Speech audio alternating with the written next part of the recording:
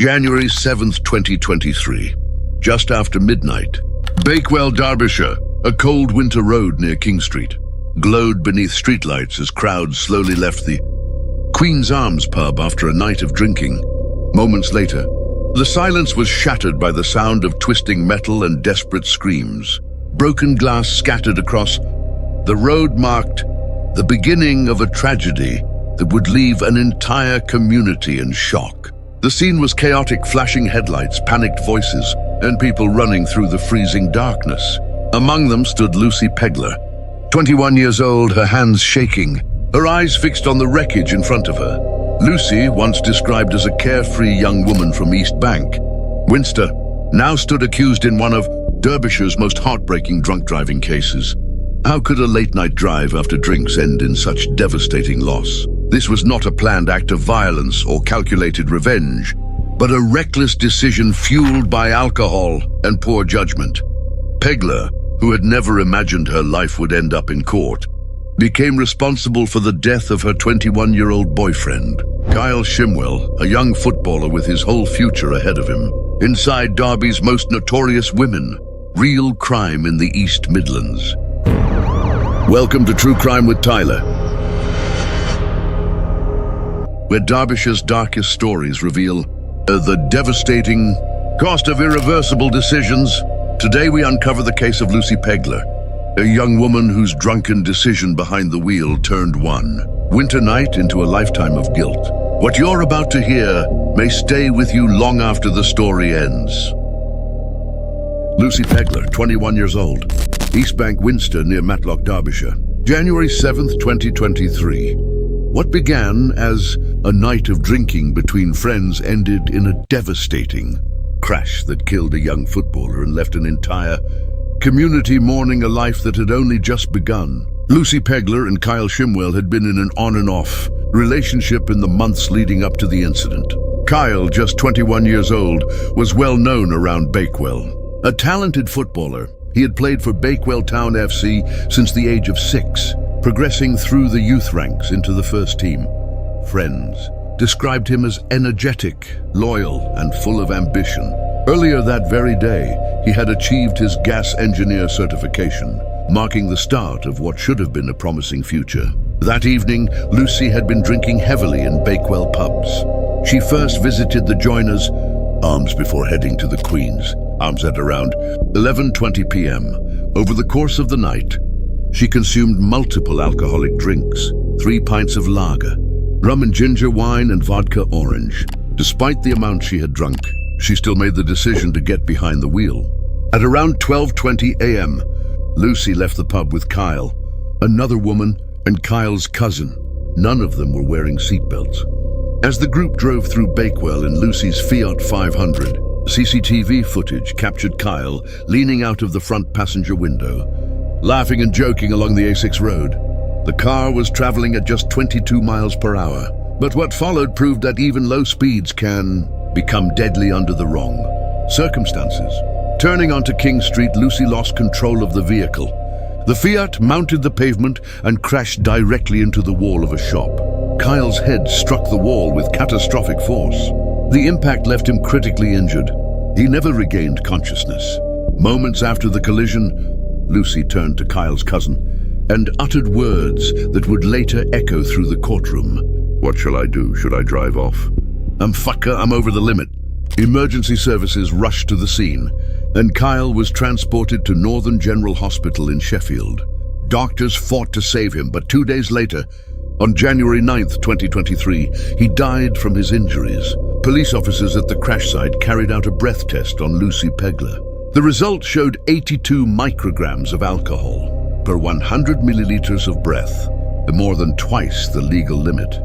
She was arrested at the scene and later charged with causing death by dangerous driving. At Derby Crown Court, Lucy initially denied the charge. But in August 2024, she changed her plea, admitting to causing death through careless driving while unfit through drink. During sentencing on September 26, 2024, Judge Jonathan Straw addressed her directly.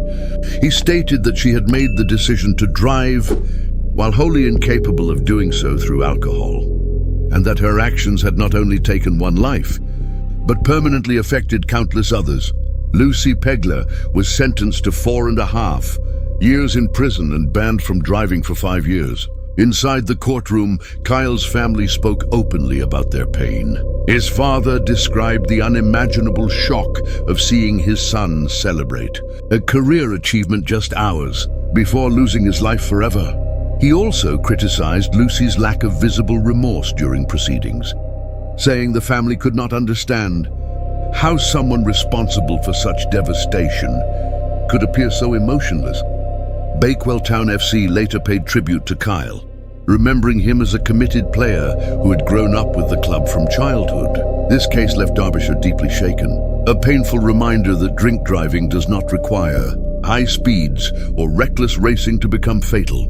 Never assume a short journey is harmless. Never get behind the wheel after drinking. And never forget that one irresponsible decision can erase an entire future. Because in the end, Kyle Shimwell should have gone home that night with his dreams ahead of him. Instead, a simple 10-minute drive became a fatal journey, leaving behind grief, regret, and a life frozen at just 21 years old. Linda Spencer, 43 years old. Derbyshire, November 26, 2024. That Tuesday morning began like any other. The roads were calm, traffic was light, and people were heading to work without a second thought. But shortly after 9 a.m., everything changed in an instant. A dark Land Rover suddenly drifted over the center line on the B5023 road near Wirksworth. Seconds later, it slammed directly into an oncoming Vauxhall Corsa with devastating force. The driver of the Land Rover was 43-year-old Linda Spencer, a woman who had spent nearly 30 years behind the wheel. To everyone around her, she seemed experienced and confident. But on that morning, investigators would later discover she was heavily impaired. The collision killed 44-year-old Tracy Meek instantly. Her passenger survived, but suffered severe injuries that would leave permanent, emotional and physical scars. But the crash itself wasn't the only shocking part.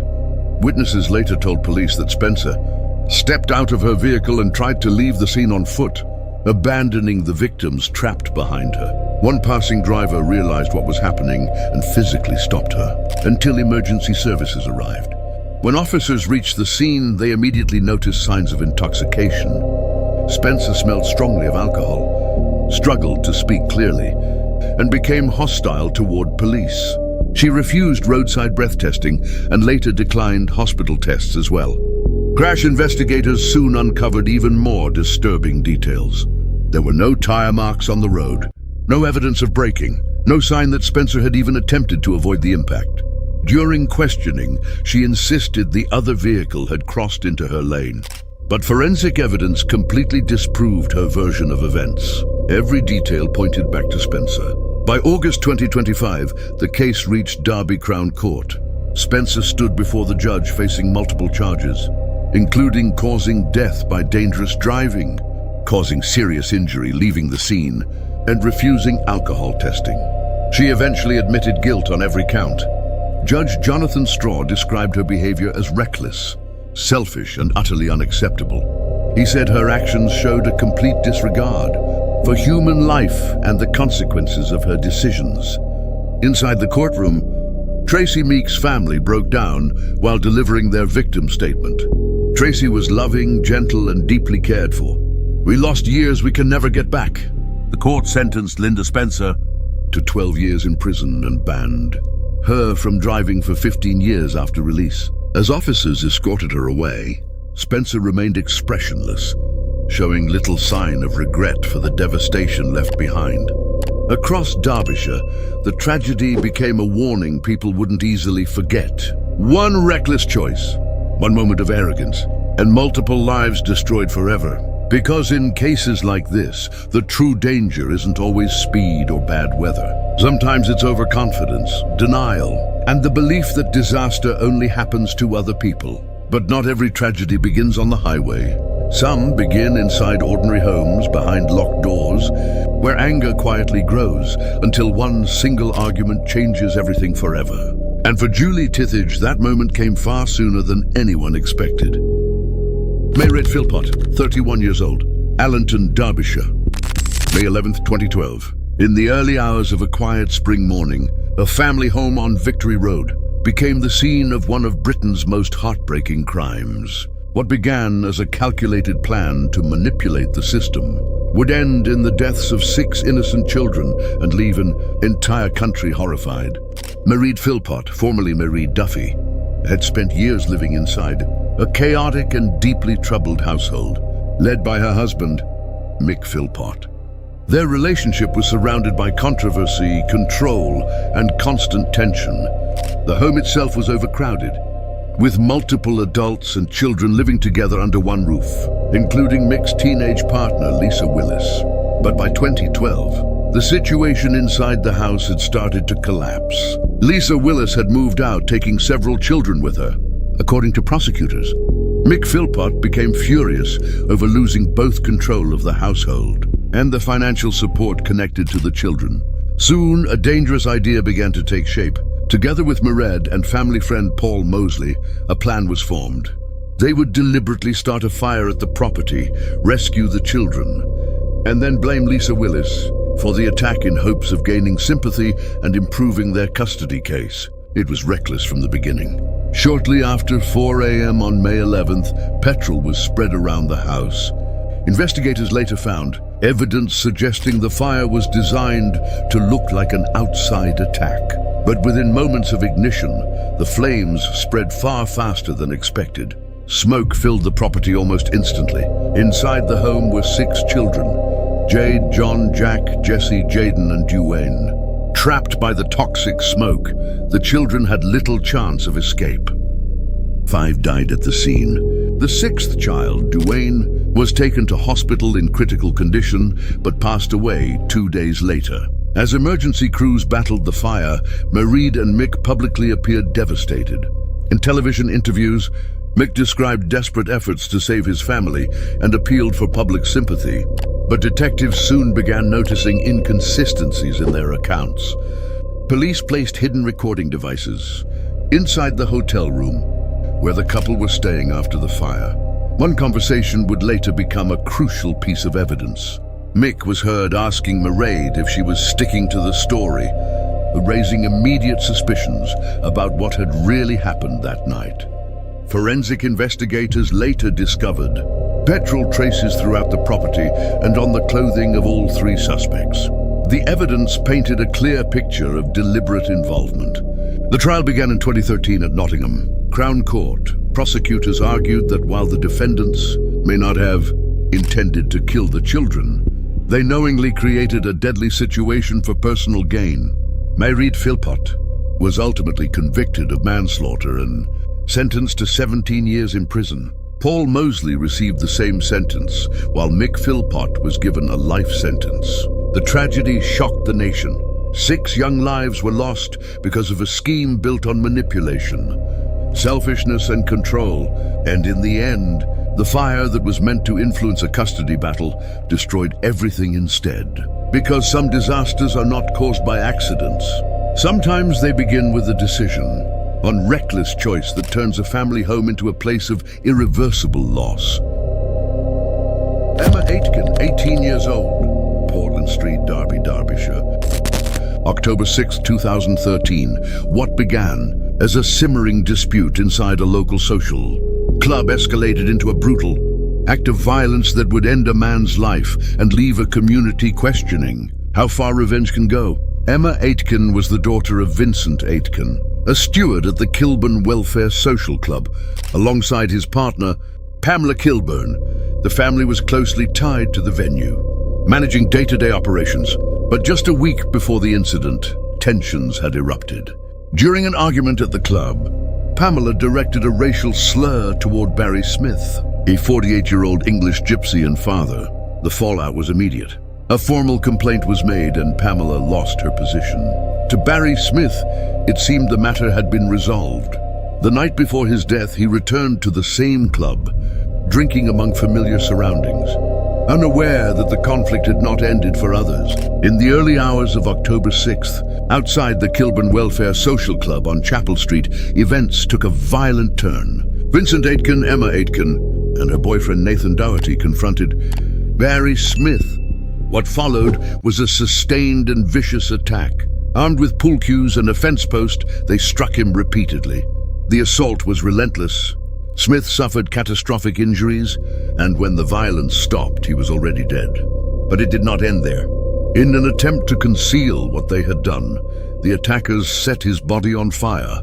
By the time morning arrived, the scene had become something far more disturbing than a simple act of violence. At around 8:30 a.m., dog walkers discovered the burned remains on the club grounds.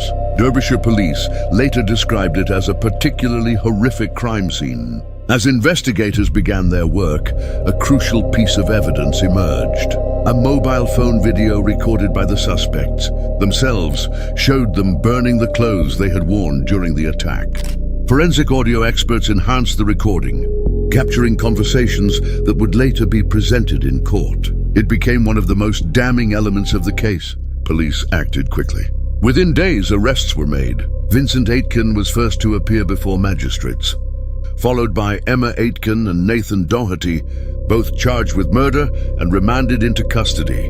The case proceeded to Nottingham Crown Court, where the full extent of the attack was laid bare. Prosecutors described a coordinated act of revenge, driven by anger over the earlier dispute. While the case had initially been flagged as a potential hate crime, the court ultimately concluded that the attack was motivated by retaliation rather than racial hatred. The jury found all three defendants guilty of murder. On June 15, 2014, sentences were handed down. Vincent Aitken received a life sentence with a minimum term exceeding 22 years. Nathan Doherty was ordered to serve at least 18 years. Emma Aitken, the youngest of the three, was sentenced to life imprisonment with a minimum term of 12 years. Outside the courtroom, Barry Smith's family expressed deep anger and frustration. They believed the attack was rooted in discrimination and felt that justice had not fully recognized the truth of what had happened. For them, the loss was not just violent, but personal, leaving lasting pain for his children and loved ones. The case sparked wider debate, particularly over Emma Aitken's sentence. Many questioned whether her age should outweigh the severity of her actions, especially in a crime so brutal. This case left Derbyshire unsettled, highlighting how quickly disputes can spiral into irreversible violence. Never let revenge become justification for brutality. Never allow anger to turn into coordinated harm. And never forget that actions taken in a moment can carry consequences for a lifetime. Because in the end, what started as an argument became a calculated attack, leaving behind not just a victim, but a trail of destruction that no sentence can fully repair. Not every conflict ends with words. Some are carried into the dark, where the outcome is measured in lives lost and futures destroyed.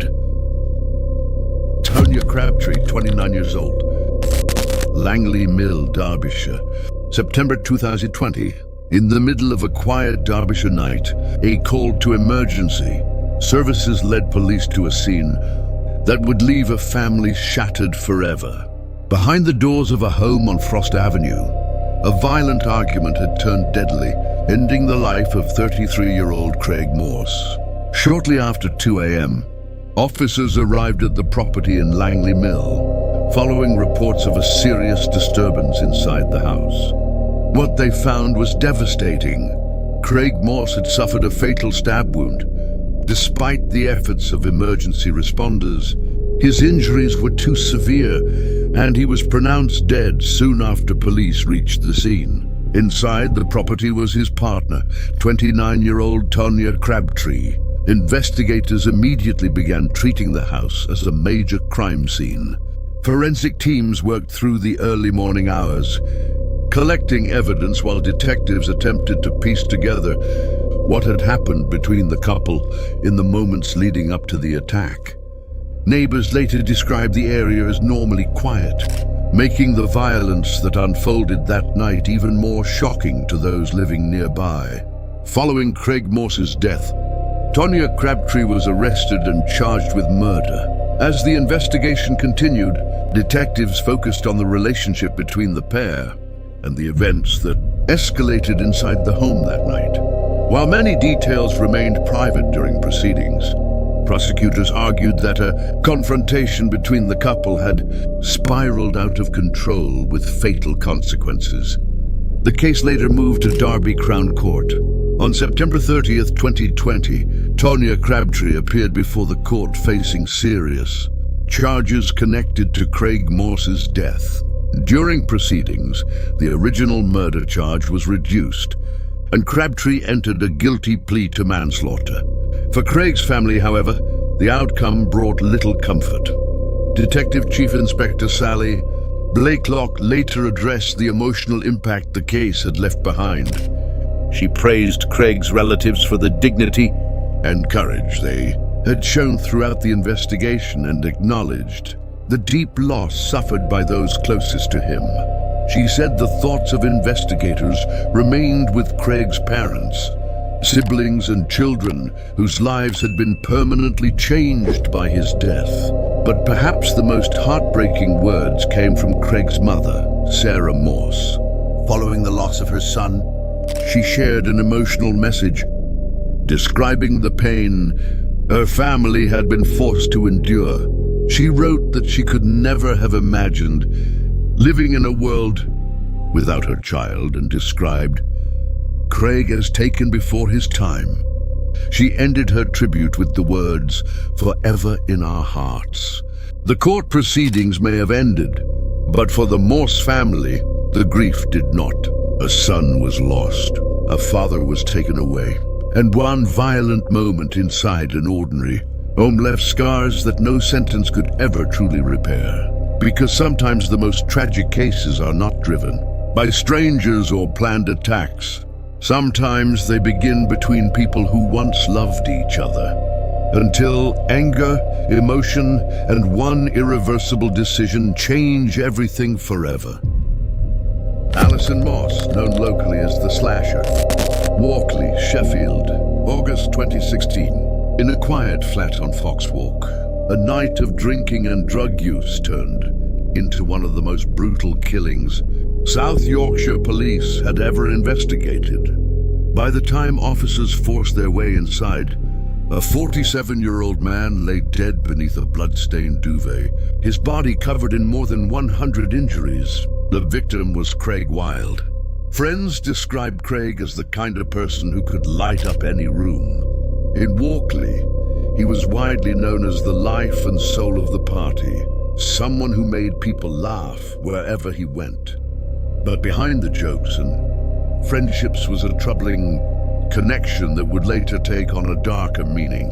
Craig himself had given Alison Moss the nickname the Slasher after a previous knife attack involving her years earlier. On the night of August 27, 2016, Craig visited Moss at her flat, where she and her partner, David Webster, had reportedly been drinking heavily and taking drugs. What started as a social gathering quickly descended into violence. According to Moss's later police interview, Webster warned Craig with chilling words.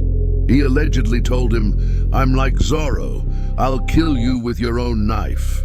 Not long after the attack began, investigators later discovered Craig Wilde had been assaulted with multiple weapons, including a Stanley knife, a kitchen knife, and a screwdriver. He was also punched, kicked, and stamped on repeatedly. The post-mortem examination revealed an almost unimaginable level of violence. Hundreds and separate wounds across his body. Even more disturbing were Webster's own comments to police afterward. Detectives said he admitted he wanted to make sure Craig was dead and suggested that if officers had arrived later, he may have attempted to further dispose of the body. As the violence unfolded inside the flat, neighbors heard shouting, swearing, and sounds of disturbance before calling police. When officers arrived, Moss and Webster initially pretended they were not inside and refused to answer the door. But once police finally entered the property, they discovered Craig's body hidden beneath a duvet in the living room. Forensic evidence quickly linked both attackers to the killing. Blood traces found on Moss's clothing and footwear proved she had actively taken part in the assault, including kicking Craig while he was already seriously injured. The case later went to trial, where Alison Moss denied murder, but the jury rejected her version of events. On March 1st, 2017, both Moss and Webster were sentenced to life imprisonment. The judge described them as extremely violent individuals who had murdered a defenseless man without provocation. Craig Wilde's family later spoke of the devastation his death caused, saying the trial forced them to relive horrifying details no family should ever hear. And in the end, the man once known for making others laugh became the victim of unimaginable cruelty inside a place he likely believed was safe. If you enjoy learning about the hidden truths of crime stories, consider hitting that like button and subscribing for more content like this. And please comment below to let me know where you're listening from. Fiona Beal, 50 years old. Kingsley, Northampton, October 2021. To parents and students, Fiona Beal appeared to be the picture of trust and stability, a respected primary school teacher, described by many as caring, professional, and devoted to her family. But behind that ordinary image, prosecutors said, existed another side entirely. A hidden identity she called Tulip 22, in private diary entries later discovered by police. Beal described this alter ego as capable of darker conduct, completely different from the person the world believed she was. The victim was her partner, 42-year-old Nicholas "Nick" Billingham. The couple lived together on Moore Street in Kingsley, Northampton. Outwardly, their relationship appeared normal, but in court, Fiona Beal would later claim Nick had been abusive toward her. Prosecutors rejected those claims, arguing instead that the killing had been carefully planned long before it happened, sometime between October 30th and November 10th, 2021, that plan was carried out. According to investigators, Fiona lured Nick into bed with the promise of sex. Once he was there, she restrained him using cable ties before fatally stabbing him in the neck. The wound caused catastrophic blood loss, but the murder itself was only the beginning. After killing Nick, Fiona Beal began constructing an elaborate burial site inside the property's side return area. Detectives later discovered layers of concrete she had mixed herself, timber, breeze blocks, plastic sheeting, compost bags, and discarded household materials carefully arranged around the body. A decorative plant pot was even placed on top. Prosecutors later compared the scene to a burial chamber, saying Nick had effectively been entombed beneath building waste and old blankets. Perhaps the most disturbing detail came afterward. While Nick's body remained hidden beneath the garden structure, members of his family visited the home searching for answers. Fiona welcomed them inside and behaved as though nothing had happened. For months, she maintained the deception. Then, in February 2022, almost 4 months after Nick disappeared, a routine police welfare check changed everything. Officers became concerned after noticing Nick's van abandoned near a tree following severe storms. The investigation soon led police to Fiona's holiday property, where they uncovered a handwritten confession diary. Inside, she described in detail how she planned the killing and concealed Nick's body afterward. In March 2022, Fiona Beal was arrested after officers discovered Nick Billingham's partly mummified remains buried at the property. Her first murder trial collapsed due to legal complications involving a witness. But during the second trial in 2024, Beal eventually admitted guilt. At the Old Bailey, Judge Mark Lucraft KC described the murder as deliberate, calculated and lacking remorse. He told Beal she had not only killed Nick, but fully intended to do so. She was sentenced to life imprisonment with a minimum term of 20 years.